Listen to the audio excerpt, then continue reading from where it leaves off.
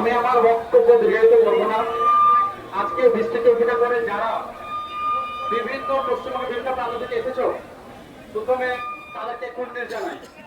তো তোমরা আজকে এই বৃষ্টিতে ভিজে তোমাদের দাবি যে আজকে এখানে দেখানোর জন্য এসেছো, আর তোমাদের সাপোর্টে আমাদের সমস্ত টিচার্সরা আজকে এখানে জড়ো হয়েছেন। তো আমরা যে রেজাল্ট চাইছি এবং সেই রেজাল্ট খুব দ্রুত চাইছি। আগস্টের মধ্যে আমাদের রেজাল্ট পাবলিশ করতে হবে। বিগত 2 বছর ধরে পেন্ডিং আছে, শুধুমাত্র কনস্টেবল না, আরো এসআই এক্সাম ধরে রয়েছে, কেপির এক্সাম রয়েছে। তো আমরা চাই খুব দ্রুততার সঙ্গে রেজাল্ট পাবলিশ করা হোক। আর সেটা যদি না হয় তো আমরা অবশ্যই পরবর্তী সময়ে আরো বৃহত্তর আন্দোলনের দিকে যাবো এবং সবটাভাবে শান্তিপূর্ণ হবে।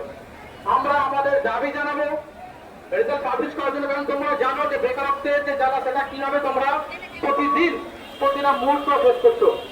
যে ছেলেটা কোনো কারণে আগে রিক্রুটমেন্টে কিছু নাম্বারের জন্য ব্যর্থ হয়েছে, তাদের কাছে 2 বছর নয়, 4 বছর, 5 বছর, 6 বছর ধরে তারা লেগে আছে এবং সমাজে বিভিন্ন জায়গায় তারা শুধু এই কথাটা শুনছে, হয়তো তোর তারা কিছু হবে না।